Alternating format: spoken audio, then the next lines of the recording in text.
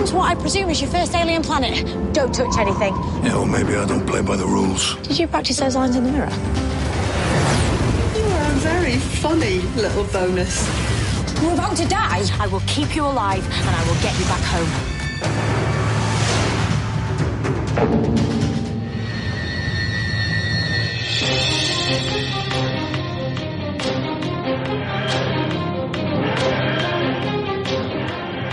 Welcome back, everyone. This is Discussing Who. I am Kyle Jones, and we are back with episode number 2, The Ghost Monument, the second episode of Series 11, Doctor Who. And who are we? Well, again, I am Kyle Jones, and welcoming back as well, Clarence Brown. Mr. Brown, how are you? I'm doing good, man. I've been somewhere off in Sheffield looking for a green police box. So you can find me there. That's what I've been up to. Cool. So did you find a green police box? Just curious. Yes, man. Wikipedia is very good. Or is that where I found it? But a simple Google search will bring you to the green police box, which is located in Sheffield, which is mentioned in this episode. So that's what kind of drove me there. But I'm doing good, man. How are you doing? I can't complain. I have been Googling how to use a crane, but other than that, after I learned how to do that last week, I'm back floating in space. And who also is floating in space? Mr. Lee Shackleford. Mr. Shackleford, how are you? I am well, folks. I'm well. Glad to be back with you talking about this episode. I'm glad to be talking about this episode, too. I've purposely tried to avoid the both of you for as much as possible because, you know, I want to have this organic first conversation. And it's easier to do that with you, Lee, than it is with Clarence, unfortunately. Oh, yeah. You have to duck and you have to bob and weave to avoid each other. Yeah, I'm wondering was that directed toward me because we did hang out with some more friends at a local bar called Bulldogs. And, you know, of course, Doctor Who is going to come up and, you know, Kyle was just kind of, don't do it. Shut up. Save it for the show. And, it was hard to bite my tongue. So just out of curiosity, who came up with that rule to begin with? That is definitely my rule. Oh, I just wanted to be clear there. Just clear. It's a good rule. Good rule, but just clear. But, I can't wait to hear what you guys think about it, honestly. So before we get into the story, I want to say a thank you to someone who is one of our Patreons who also has commented on our site as well as on our Patreon page, which of course can be found at patreon.com/discussingnetwork. And that's Mr. Bill Lemond. So thank you, Bill. Thank you for listening and also commenting. And we can't wait to hear what you think about the Ghost Monument. So guys, opening credits. Let's kind of break this down a little bit. No news, I would say, other than we're going to talk about this episode. So opening credits. What do you think? Lee, what'd you think? I don't like it. Well, you know, it's never as simple as that, right? If we're being sophisticated viewers. I like the fact that it harkens back to the first and second Doctor opening titles. It's like a 3D version of those video feedback effects, so that's interesting. But the fact that it's organic is a little – this is probably just personal, but it's a little upsetting to me. It's like how some people can't say the word moist, and I apologize to all the people who have a thing about that word. But I don't, obviously, but I know there are people who are driven absolutely mad by just the sound of that word. And those images in this opening title strike that same thing for me. I just go, ugh. It looks to me like a colonoscopy video. And wow, I'm sticking with that. So I look forward to when the vortex no longer looks like somebody's large intestine. So that's there you go. Mr. Brown, I don't know how you could follow up to that. But well, I'll do my darndest. Yeah, the intro is freaking nuts. I mean, Lee just said it. It's freaking nuts. I wonder if the whole organic bit is just kind of in line with what we see of how the TARDIS is made up, which we'll get to later. But I found that I loved it. I loved it. Very colorful, vibrant, trippy. I thought it was just a beautiful piece of visual art. There's an article on vulture.com where the writer said the new title sequence is equivalent to taking a tab of acid, which I have never done acid, but I can see that. I definitely can see that. And, personally, I think it kind of harkens, you said it harkens to the first and second title sequences that we got. And I agree with that.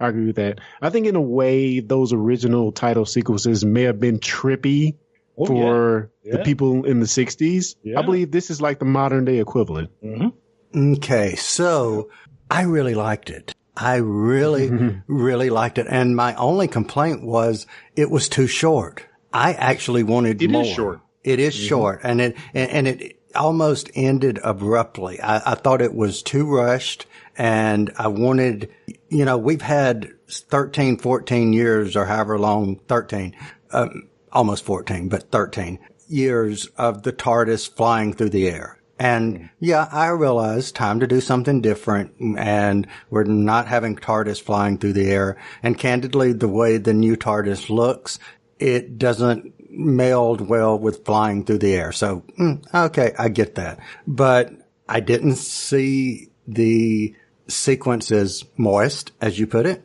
or as a colonoscopy or whatever. I did see it being trippy. I don't think I quite like the visualness of it. I don't know exactly. Maybe it's what you didn't like, Lee. But I do like how it starts as this small little ball of something that grows. And then I like how it just at the end kind of speeds off into like light speed or something. I like all of that. I just think they need to slow it down. I like the music. I love how it's taking the original and making it new again. Mm-hmm. But if you could take, there are things about the visual that I like, but there are things about the visual that aren't just gelling with me. But the music itself, it is so different from the orchestrated versions that we've had, and especially the last one, which I liked, but had this almost off-tune sound to it a little bit. But I don't know. I'm kind of like torn in the middle of it. But hey, at least I'm not saying that I don't like it. Who knows? So there you are. There we are. I do think I think it needs to evolve somehow, and I don't quite know how. But I will tell you this. I do not like, this is one thing I do not like. I don't like the font that they're using.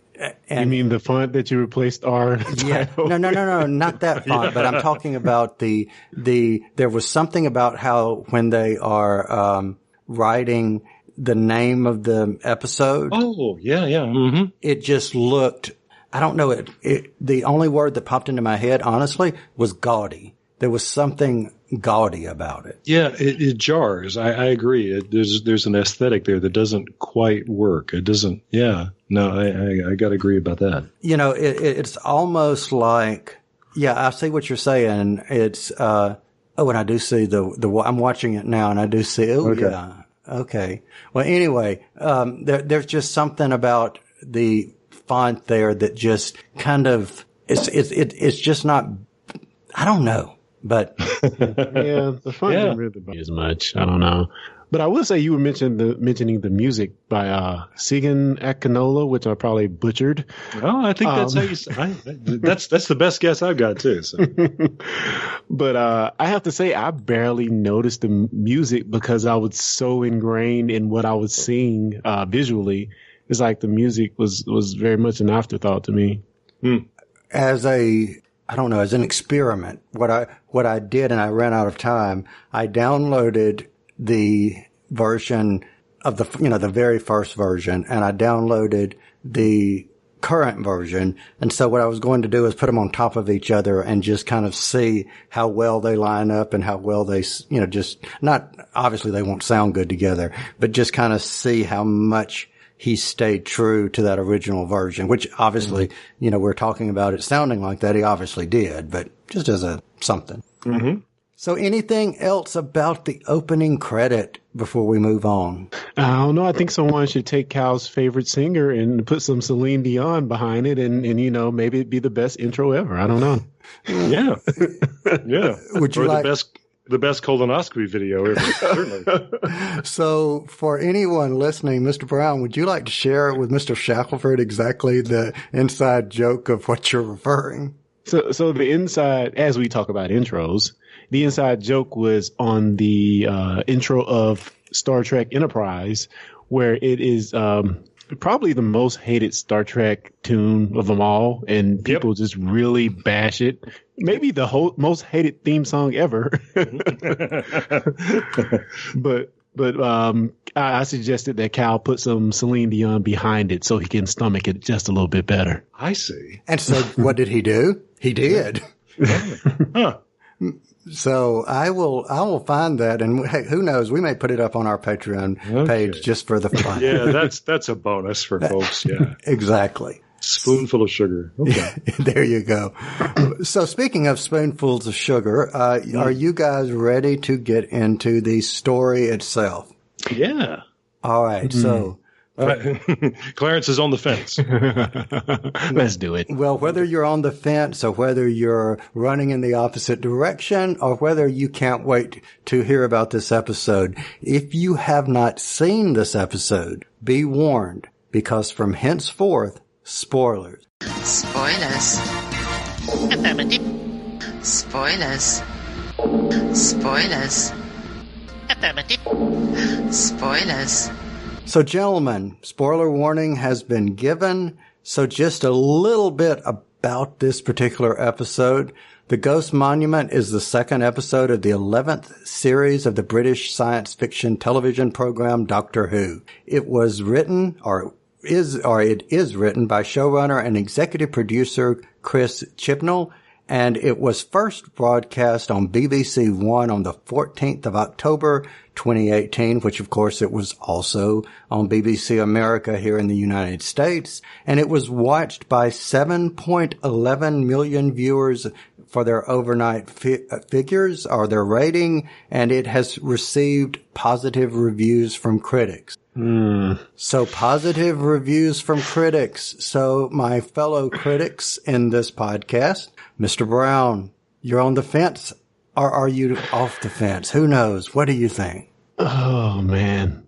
We will get into it, but I ultimately think this episode fails. And I hate to be critical of it. I thought there were a lot of good things in the episode, but man, coming down from that high of the first episode into this one, I just felt they missed on so many things. And again, I'm sure we'll get into all of my gripes. All right. So, Mr. Shackleford. Well, I really enjoyed it. And although I guess I'm still trying to figure out the degree to which I am impartial, because I know that part of what goes on here is that I want to like it so much. Do you know what I mean? Yeah. I want it to succeed.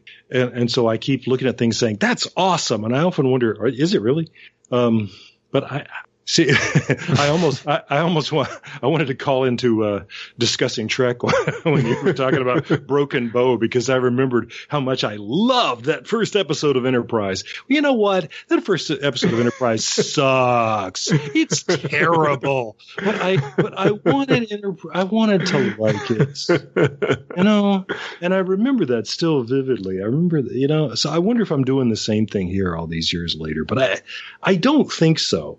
There's so much about this that I really, really like, and I know we'll get into it later. But I'm sitting here looking at the IMDb page where the good people of IMDb have scored it 7 out of 10. Well, Rotten Tomatoes is giving it a 95%. There you go. Yeah, and I trust the tomatometer a lot more as a I don't know, but I liked it a lot. I really enjoyed it. And I've seen it twice. Well, I've seen it twice. And if you want to think of watching it, quote unquote, while you're driving, listening to it, quote unquote, you might could say 2.5. But that being said, I'm somewhere in the middle of both of you. Like when I was watching it the first time through, I enjoyed it but I didn't find myself enthralled and invested and can't wait for what's happening next. I mean, it was like, okay, at the end of the story, we're going to see the TARDIS probably, especially when we see it as the Ghost Monument. Whoop-de-doo. And okay, well, this is just it felt like a big 45, 50-minute lead into, here, let's go and find the TARDIS, is kind of how it felt to me. Yeah. I'm not saying that's not a bad thing, but I'm just saying but I think that's fair. Yeah. And I will say I did enjoy it better on a second viewing. Some of the things it seemed like they glossed over on first viewing. You know, the second viewing you kind of get those details. Maybe they should have explained it a little bit better instead of it being all of a sudden and now we have this event and we'll get into it. But I feel like they kind of gloss over some things. But the second viewing, you get all the detail that you may have missed, watching it the first time. All right. So guys, I have a question for you, and I'm curious if the episode may have worked a little bit better than what it did if you would have gotten rid of the amazing race aspect of it and just had Angstrom and Epso basically come in the same ship, rescue them. The ship then crashes on this planet, and it's about them surviving on the planet, and at the end of it they find the TARDIS, and the TARDIS materializes and basically rescues them, as opposed to this race that we're coming across. What do you guys think? I like that aspect of it. I actually liked the race aspect. I thought it was exciting. It allowed us in the beginning with this separation of, have a few minutes of wonderment who actually survived. Of course, we know everyone will survive. And it separated them for a bit so we can see kind of these teams working together up until they get on the planet. I don't know. Honestly, I love the part when they were in the spaceships better than when they got to the planet. Although, the planet, we had some beautiful vistas there as well. But the spaceship part felt way more interesting. And when we got to the planet, it kind of just felt bland as far as scenery and things like that. What do you think, Lee? I really like the Amazing Race part of it too, for a lot of reasons. And I would hate to have put them all in one team, because one of my favorite things in this episode is Angstrom and Ryan and Graham being on the planet, and they're walking away from their ship, and we see high up above them the other ship into the atmosphere. That was great. It starts streaking down toward them, and they haven't seen it yet, but in the audience we have. I also love the fact that Ryan takes off running, and then Angstrom says, "Okay, run." Yes. He does the classic black man thing. When you see that, it's a stereotype, but it's true. When you see danger, we run like the wind. And I would have did the same thing. As the Wizard of Oz says, isn't that called wisdom? Yes. Get away from the crashing spaceship. Oh yeah, but that was great. Yeah, but I just loved all of that. But no, one of the things about this script that I really, really liked, and I think this is one of the reasons why I know I'm being impartial about this, because I really like the idea that we're seeing two ideologies clash. That Epso's thing is, I don't need anybody, and Angstrom's from the beginning. Much more willing to accept help and to offer help. And the Doctor, of course, is all about consensus and team building. And so it is, and this is a paradigm, if not a stereotype, of the way men think and the way women think. So this may be one of our, stereotypically and in the broadest terms possible, this may be one of our first times when we're seeing something about the Doctor being a woman. Although the Doctor has always been about team building. and that we're stronger together. So, but I love that Epso is the man in this race, and he's the one who says, I don't need anybody. I learned all. Right. Yeah. He was a man's man. Exactly. So, right. Of course, he's got to have a cigar. Yeah. And the story about his childhood. I love my mom because she's the one who taught me, not to trust anybody. Yeah. Okay. So I really like that. And I like the fact that they end up together too. I mean, that they finish the race together. So I'm curious because that really, for some reason, like struck a nerve with me. And what did you guys think of this story of, jump out of the tree or whatever he was jumping out of, I'll catch you. And he's a small child, toddler, and the mother moves out of the way and lets him break his leg or whatever. What did you guys think of that? Well, I know people who have that exact story to tell. Wow. And it's often about their dad. But yeah, I know people who are exactly like Ebzo for this reason, and they have the same backstory to tell. That really resonated with me because I thought, I know this guy.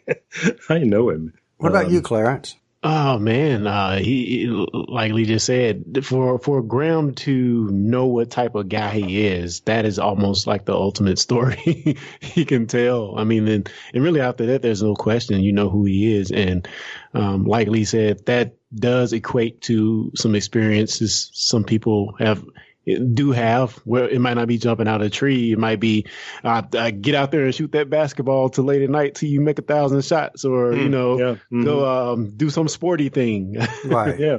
But yeah, it's similar, that little nugget of a person's life where they kind of push to be tougher, but his is like on just a totally different level than what most people experience. But what stood out to me about that was, and I agree with what both of you said, but it was obvious that this event, regardless of he's saying, I love my mother, but obviously it profoundly impacted him. He's telling this story to strangers on a desolate planet out trying to, basically win the prize. And he's telling this story from when he was a toddler of how something happened to him. So he's obviously carried this with him into his adulthood. And like what both of you said, it has shaped who he has become. Yep. That's what happens. That is what happens. So what about the other side of Epso, the other person who is seeking this ultimate prize, Angstrom? What about her? What did you think?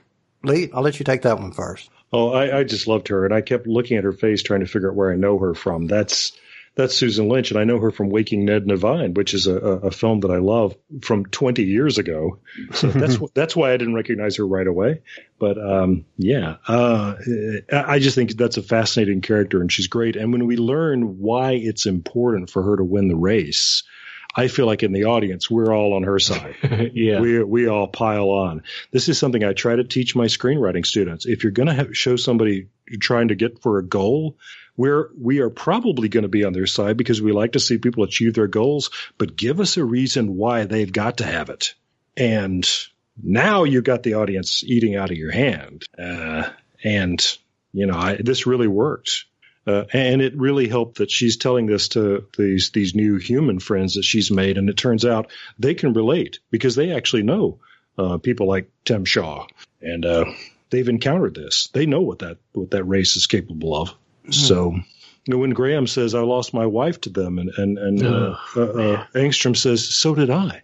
There's a tremendous connection between the two of them in that instant. It's fantastic. Okay. Clarence, what about you? What did you think? Yeah, I'm related right back to sports again. If you are an avid sports fan, whatever it may be, American football or football, and especially like in the Olympics, in the Olympics, we see all these packages that they put together of this person is from rural place, fill in the blank here. Mm-hmm. And this is the struggle they've come through to get to where they are. and they paint this picture that makes you want to jump on their team or be on their side. That's right. And it's no different from what Angstrom goes through, the story she gives in this episode, to get a huge amount of relatability. And like Lee said, we're kind of pulling for her throughout the rest of this episode. But I think the beauty in this is that even though episode is kind of the male jerk guy, by the end I think he's come a little bit to her side. Even so I like those two totally different attitudes going, but butting heads throughout the episode to where maybe in the end they might can agree on a few things. Yeah, I kind of agree there, because what I liked about Epso's character was they made him, even though he was I don't know how I want to say it, he wasn't to the point to where he was irredeemable. You know what I'm saying? Right. He had bad character traits, and there were things about him that I didn't like, but candidly, there are things about myself that we've all got flaws. There are That's things fair. Yeah. that may come across to another person as, fill in the blank. So, and we've all got those, but they made him, and I guess that's what I liked about the character so much, was he wasn't, like I think I said it before, irredeemable. And he did have a little bit of redemption there in the ending scene, especially when he goes to bat and kind of says, look, you're going to give us 50-50 here. Yeah. Not me, us. Us. Yeah. Right. And totally different from where he was at the beginning of the episode. Totally different. Yeah. Yeah. In Act 1, he says he's looking forward to killing her. Yeah. All right. So I'm curious, Clarence, what were some of the other things that stood out to you that made you not go away from this episode as you went away from the first episode? Yeah, as we were talking, I was thinking, like, what is the overall theme that we get from this episode? Is it togetherness? Is it that this weapon planet, guns are bad? I don't know. But I will say there was one part that really just rubbed me such the wrong way. And that is the scene when they make it to the ruins and they're in the gun range.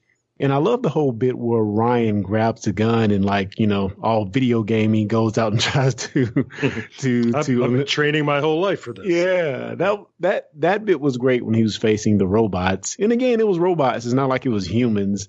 But I felt like maybe they pushed the whole gun agenda maybe a little bit too much, because it was robots and not humans, which I'm guessing the robots weren't sentient in any sense. Right. Which she kind of does the same thing by the end, just electromagnetic pulse to take them out, which, even I'm fine with the gun message. I'm fine with that.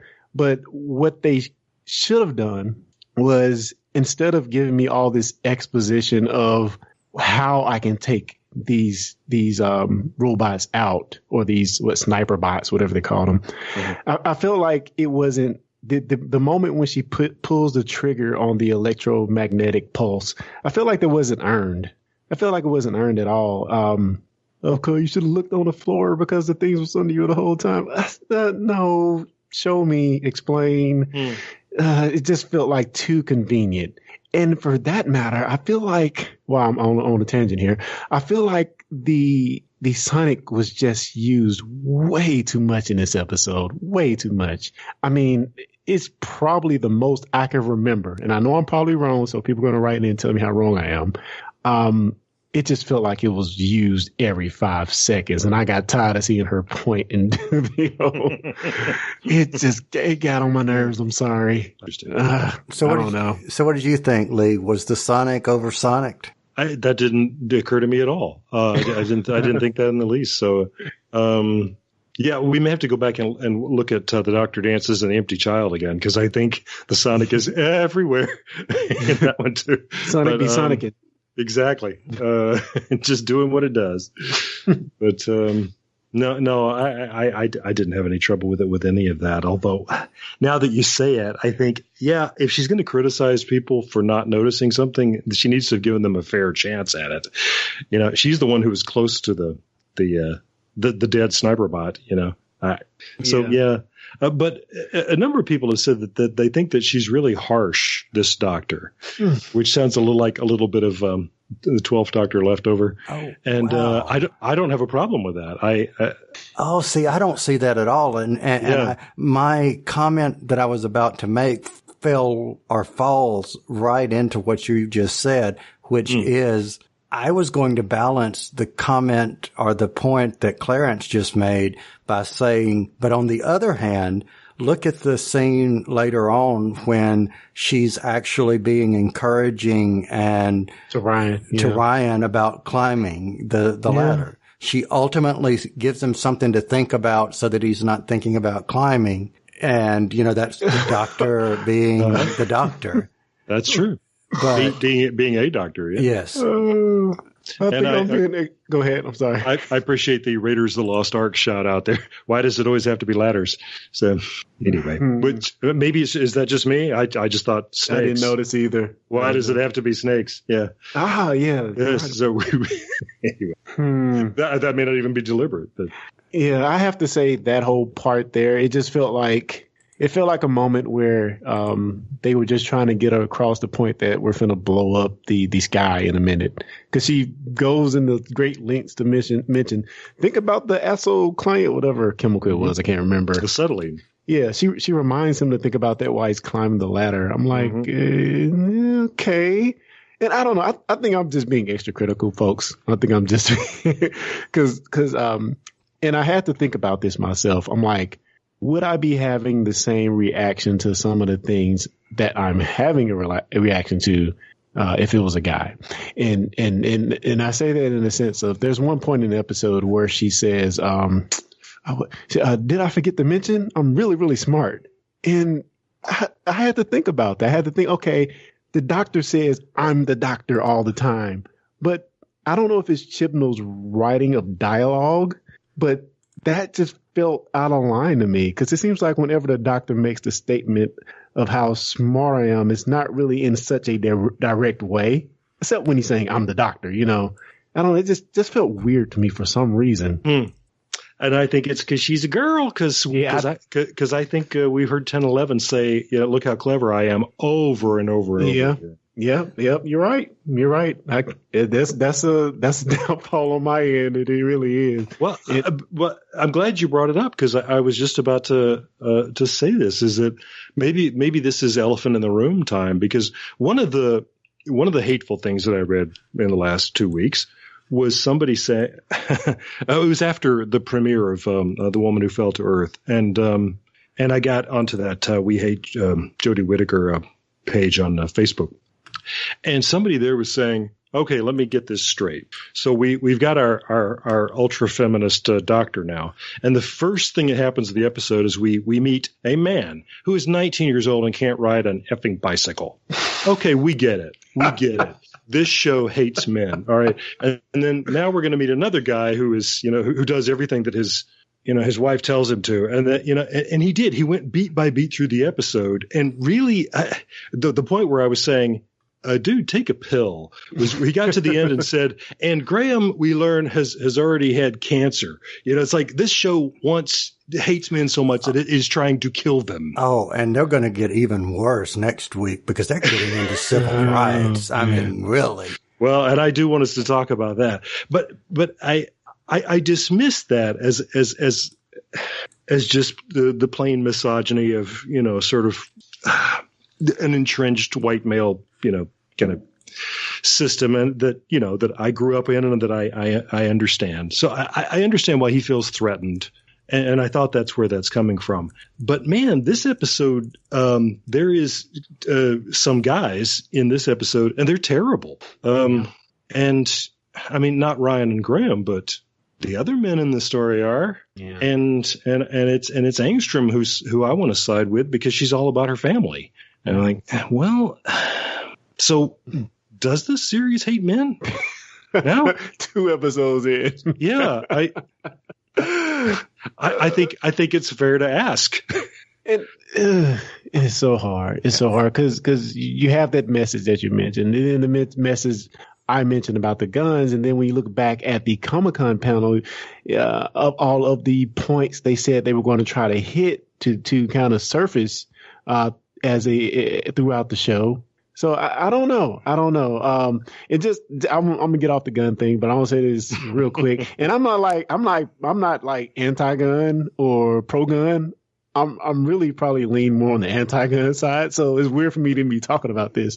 Yeah. But there's an episode of Supergirl where is it the DOA, Kyle? You remember? DO, whatever it is. Yeah.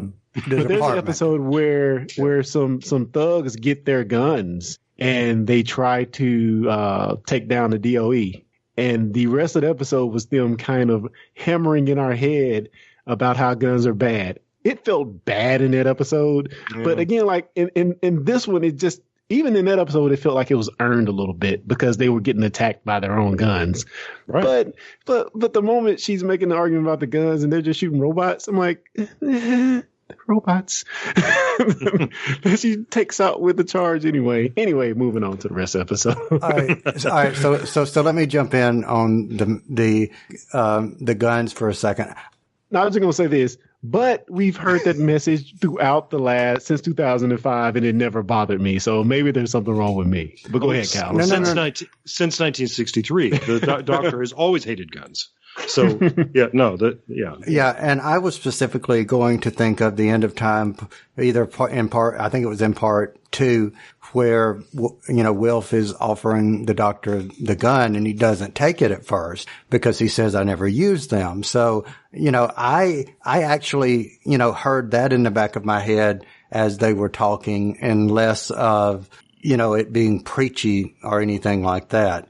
So I didn't think, and as far as the is it being too feminist, or are they hating on men? I never really paid any attention to that. Yeah. Curious, we talked about the robots for a second, or androids, whatever you want to call them. What did you guys think of the remnants, as they were called? These animated pieces of cloth?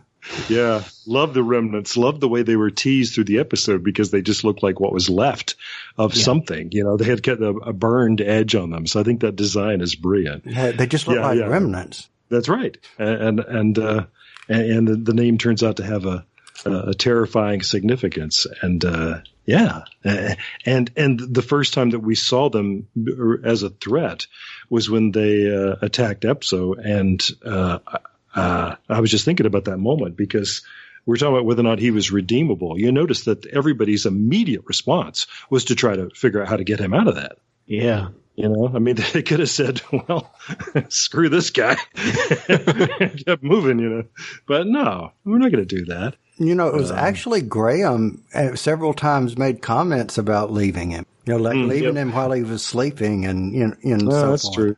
Yeah. Yeah. Well, see, men are awful, basically. Graham. So what did you think, Clarence? What about the remnants? What did you think about them? I like the idea of them. To me, that they may be an enemy that sounded better on paper than the realization. I do love the part where when Epso was asleep and they came on him. I thought that was pretty interesting. They were okay. I kind of wanted maybe a bit more formidable antagonist in this episode, but I think the thing is, like, it allowed us to focus on the characters a bit more, since it was a kind of throwaway enemy that we probably would never think about again. Yeah. The effects on them were okay. I enjoyed that as well. So they did their job. They served their purpose. Mm-hmm. Okay. Anything else, Lee, before I give my 2 cents? No, except that it is good old-fashioned nightmare fuel. I think a lot of people will probably, after seeing this, they woke up in the middle of the night with their sheets over their faces and said, "Ah!" So for me, they weren't a throwaway. They will be something that I will probably remember for quite a while. And depending upon how this turns out, will be whether I remember them fondly or whether I remember them with disdain. And that is this revelation, this telling of something called the timeless child. Yeah. I'm so glad you remembered to make a note of that. Yes. Because we've been saying there's not going to be a big puzzle to solve in this series, but that could be it. Yeah, the timeless child. Thoughts? Yeah, I'll just add, like, as well as the through line with the Stenza in this episode as well. So, Yes. I was surprised to hear them mentioned again. Yeah. And I think in last episode, we specifically talked about the Stenza being just a one-off. Mm-hmm. Yeah, it was a good bet. But, timeless is an interesting word because it has a number of different meanings or implications. We talk about timeless classics. But if that's something that a race of Time Lords used to say about somebody, that they were timeless, what does that mean? And is the timeless child the Doctor, or is the timeless child someone else? Yeah. Because I assumed it was the Doctor, but yeah, maybe we're meant to. So here's what I do not want to have happen, or I do not want to see this happen. I do not want there to be prior incarnations before Hartnell. Mm-hmm. I just don't. I just don't want that. You know, I don't want them to say, okay, you had this whole life or lives prior to, and Hartnell wasn't the first Doctor wasn't the first. If that's where they're going, I will not be a happy cow. So what do you, I mean, Clarence, what do you think of this timeless child mumbling? I just have no idea where they're going with this. I had no idea, unless it could have been like something that happened to the Doctor when he or she, I guess it was was a little kid that, you know, was sort of like a foreshadowing that he'd be on these adventures running around in the TARDIS as he's doing now. So we might see a flashback to that or something in this season. Maybe. So I, again, just don't want it to be, more regenerations or prior generations or so forth. No, it would never have occurred to me that might be it. So I think we're safe. All right, cool. But I had thought that it referred to the Doctor, but now that you say it, I mean, we know that the Doctor has been a parent before and a grandparent. Yeah. So, and we know, we've always known the Doctor's granddaughter, but we've never known Susan's father or mother. Right. So, or maybe we're going to go there. Maybe that's who the timeless child is. I don't know. That would be awesome. It would be very interesting. Yeah. I wanted this at Christmas. I didn't get this at Christmas. Right. I would be happy for someone while she is still physically able to do it and still here with us to come in and say grandmother. Not grandfather, but grandmother. I'd be wow, happy what with a that. spin. Yeah, because she'd know. Yeah. Yep. I would be happy with it. So before we give our thoughts, before we move into the finale part of this episode, any other thoughts or takeaways before we get to the ending, either of you? I'll just pose a question to you guys. What did you think of the word "foo" in this episode? The explanation at science or just explaining something in general that the Doctor does. Did the writing of maybe the way the words are said just feel a little bit off? Of course, we do have a new writer in the series, new showrunner. I don't know if Chibnall has found that magic in that yet, because it sounded clunky to me for some reason. No, but I'm loving it, but I have heard other people say the same thing you're saying. So I don't know, and I wonder for us here in the States how much of that is accent. Yeah, which is not giving me any trouble, thank goodness. But I'm grateful that it's not giving me any trouble. But I can understand why it would for a lot of people. So. All right. So, Clarence, I'm going to answer your question this way. I actually was going to mention this later, but I think it's appropriate as a good answer for what you just asked. I wish I could go back and find on Podshock where I made a comment. This was, 2010, yeah, Facebook was around then, but I don't know if I made it on the website or if I made it on the Facebook page or where. But this was back whenever I was a listener, way before I became, part of Podshot. But I remember going on, it was on their website and making a comment, and it was talking about the 5th series, Matt Smith's new series as the 11th Doctor, and I quoted or wrote something about how I wish that, RTD would come back because this did not feel like the Doctor. This didn't feel like, what I had become accustomed to. It was so different. And I even commented saying, it doesn't even sound like the Doctor to me. It's too happy-go-lucky and it's too, almost, childish. And I wish that I could go find that because it's the same thing almost that we're feeling now with Chibnall. And I think it's because we had 5 years of, RTD with a tone and that was the voice. His style was the voice. And like him or not, that we've had 8 years of Moffat, and that gave us 8 years of Moffat voice. And this is just a very different and obviously distinct voice behind the scene. Yeah, that's totally true. And there's so many moving parts in these first few episodes. Not only are I don't know what sequence they shot it in, first of all, but you have the actors falling into their respective roles. And on the other end, you have us trying to believe or, trying to convey what they're giving to us. So, yeah, I mean, so many moving parts. I do agree that we'll probably get used to it, but it just felt different to me. But I did want to ask you guys, what do you think of Yaz in this episode? Didn't she get kind of the short shrift? She really did, and I felt for her. I'm hoping that we're going to make up for it. Yeah. We're going to get a Yaz heavy episode. But yeah, Ryan and Graham can always sort of go off together and have a scene together because they've got, relationship. But it's leaving Yaz sort of hanging. No, it's because the Doctor even said, I forgot you were there when they were in the spaceship in the opening minutes. Right. Yeah. We'll be fine. I have a feeling that next week Yaz will be a little more center stage. Mm-hmm.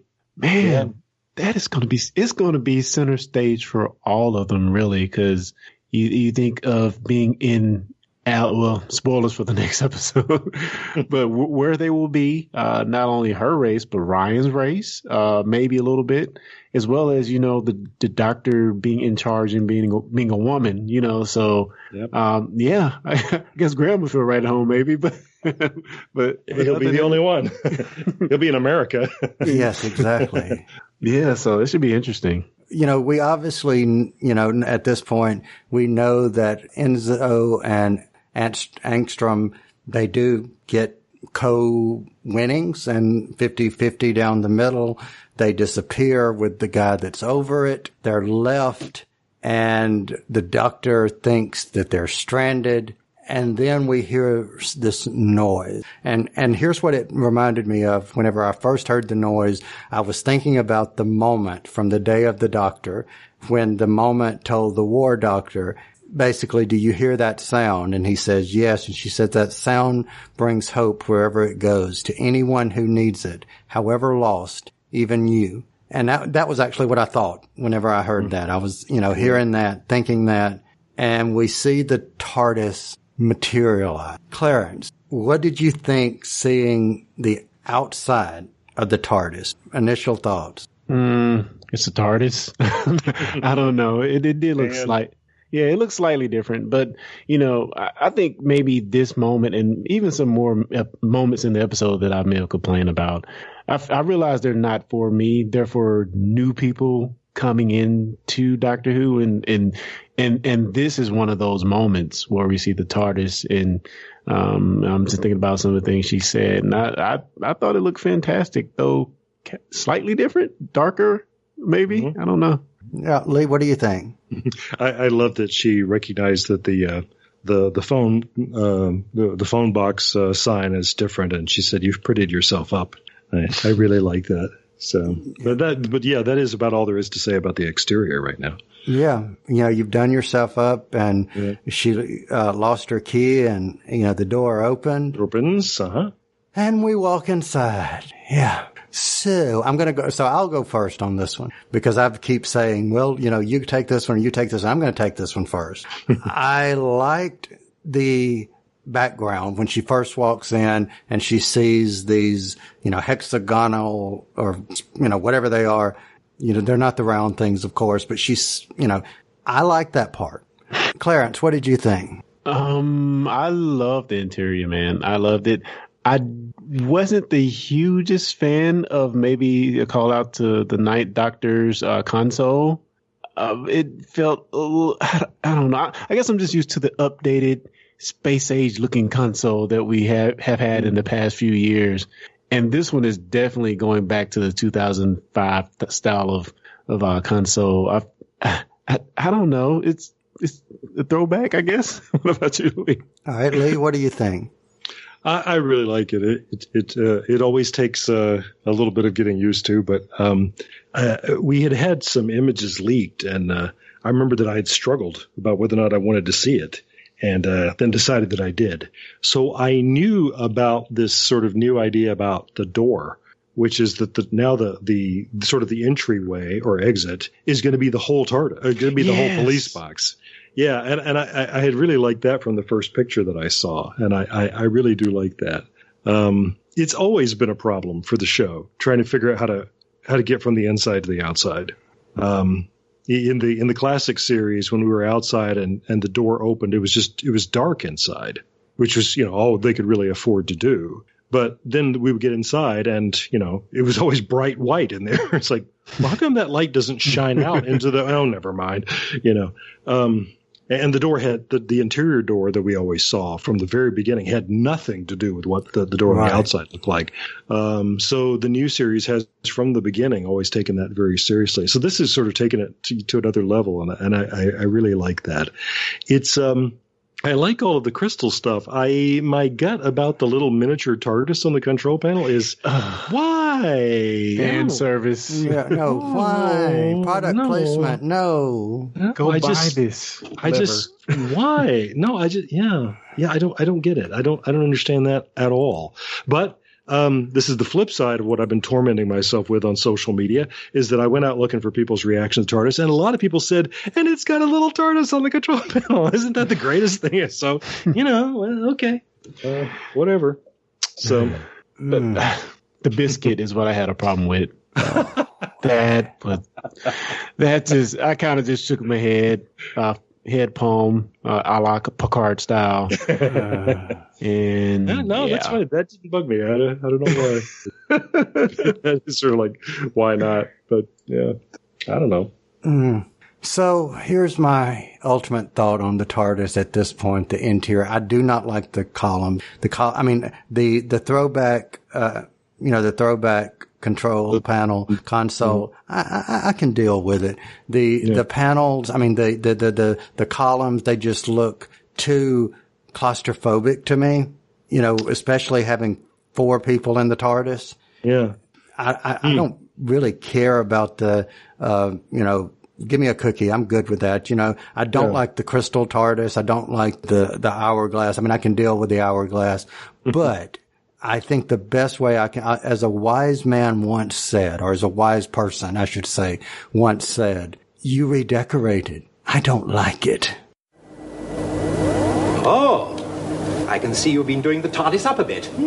I don't like it. Awfully sorry about this. Do excuse me for a moment. You've had this place redecorated, haven't you? Don't like it. Oh, you've redecorated. I don't like it.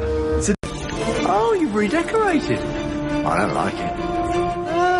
Oh, yeah. Oh, you never do. Listen, we're going to the National Gallery. So I don't like it. Because I'm getting obsessed with people who want to complain about everything. I was noticing a lot of people were just really upset that nobody said it's bigger on the inside. And I confess I was waiting for it, but instead we got the service for us longer time fans of the running joke that has gone back since the 3 Doctors? Yeah, the 3 Doctors. Yeah, you've redecorated. I don't like it, which I think is what it has always been, right? Yeah, but she says, I really like it. So, yeah, and the timing we got was, you've redecorated. Pause. Yeah, make us wait for it. I really like it. So. And it'll grow on me, I know, but. Yeah, like a crystal, yeah. And although we didn't get the it's bigger on the inside, we did get Ryan saying, are we all going to fit in there? Yeah, right. Yeah. And this is proper awesome. And how many times that is his catchphrase, proper awesome. How many times is he going to say, this is proper awesome? I hadn't noticed it before, so. Go back and watch the first episode. Yeah. He says proper awesome at least 2 times, I think. Said proper to something else to this episode. Which is, yeah. So let's, are there any other thoughts of the episode that we have not mentioned before we give our final review? Well, I do want us to talk about the next time trailer, so. Okay, well then let's talk about. I don't know if is that before or after our thing for the episode, because we are talking about a television show that deals with time. We can talk about anything when we get ready to. So let's go for it. Next time trailer. Lee, take it away. Since the first time that we were teased that there was an image of the Montgomery City bus, I thought, oh please, let this be about Rosa Parks. And then we saw somebody who really looked like Rosa Parks in the closing titles of the first episode. And then we learned it's going to be called Rosa, and it's the 3rd episode. So that's next week. And, this is my home state. This is part of my personal history. I wasn't alive in 1955, but close. This is certainly the Alabama that I knew growing up. Segregation era Alabama. And I've written a play I've written a play that takes place on December 1st, 1955. So a lot of my headspace has been about this, particular event. And so I've been really looking forward to this. And to my astonishment, because I'm seeing all these websites that are about how much we hate Doctor Who, some of my Alabama friends are saying that they've got a lot of trepidation about this because the majority in Alabama in 1955 is going to be depicted as being the bad guys, which is kind of what happened. But there's sort of a feeling of our being picked on by this show from across the Atlantic. And I understand that. So as with everything else on the 13th Doctor's season, I want to say, can we wait until the episode's over before we start saying? But anyway, I do understand what they're saying.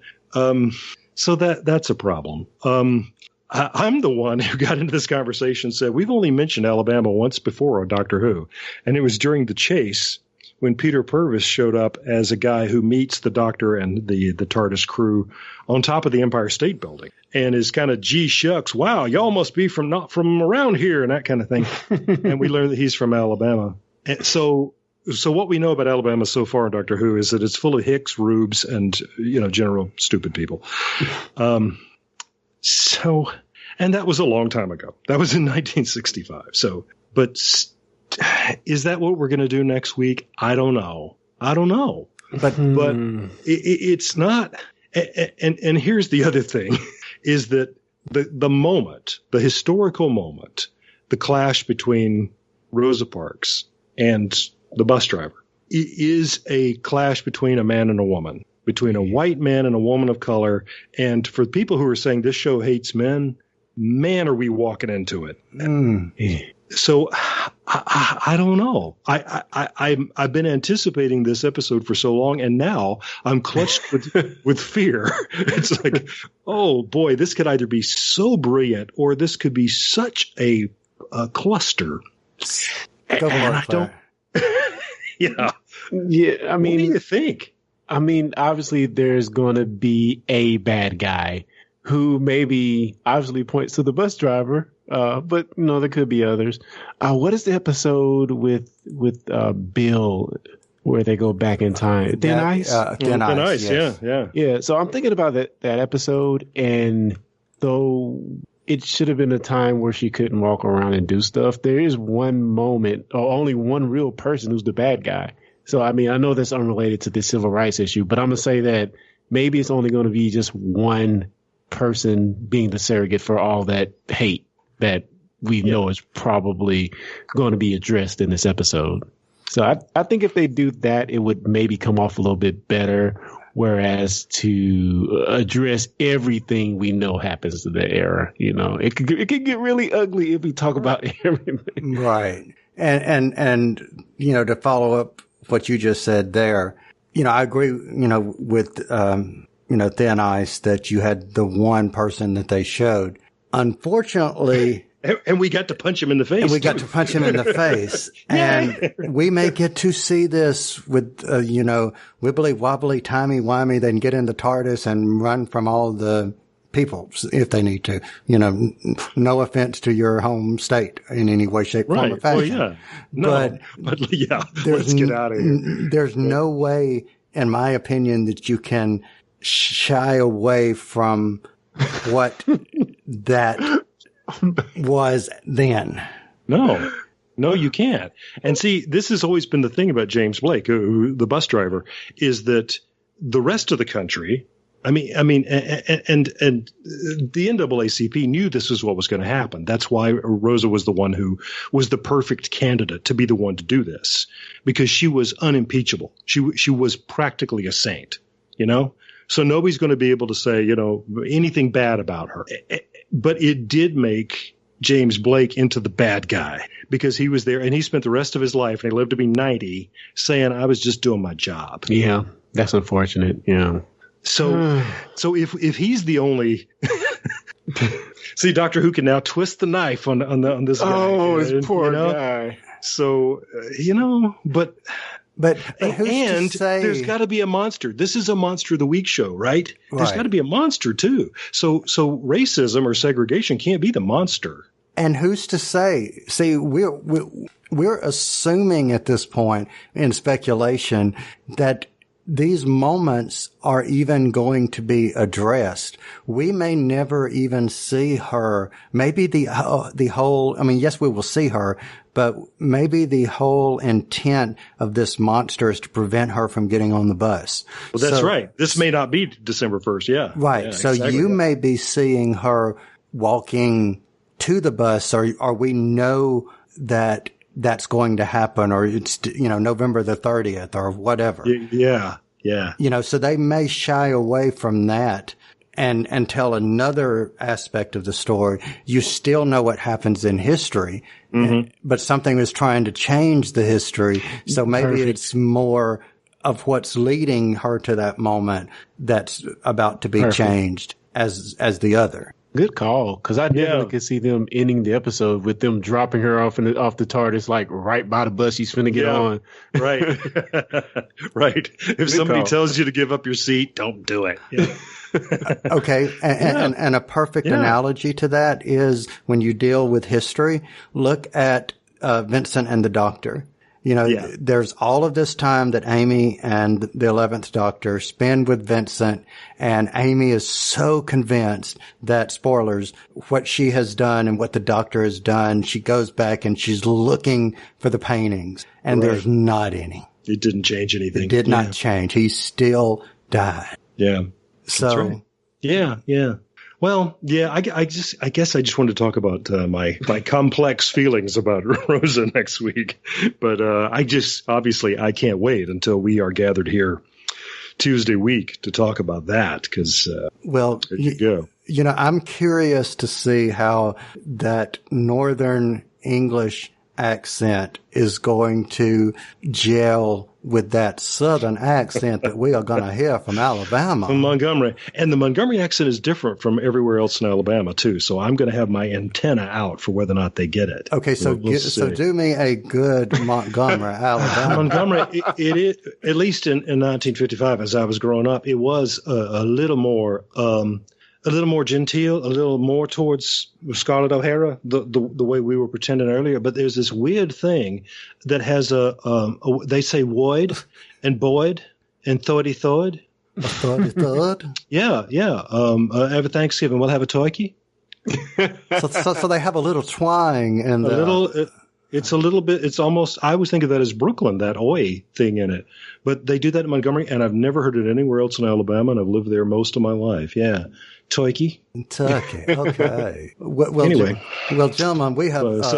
Yeah. We have effectively talked all about this particular episode of Doctor Who. We even talked about an episode we haven't seen yet. I declare. So. Well, that's how good we are at discussing. Timey-wimey. And now you have got these voices back in my head, and I cannot. Oh no! I cannot stop it. So for the sake of Clarence, I'm going to go out of this voice and back into my own. So I am curious. That's going to make you sit in the back of the bus.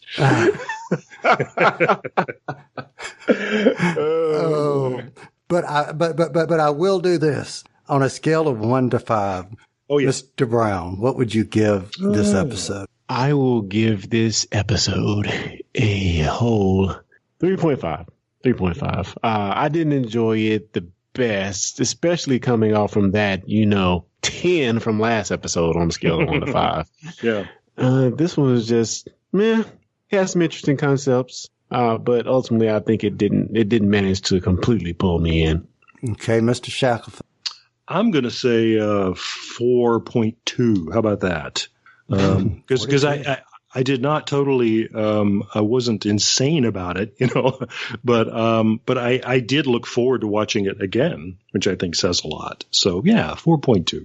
Okay, I'm going to give it a 3.75.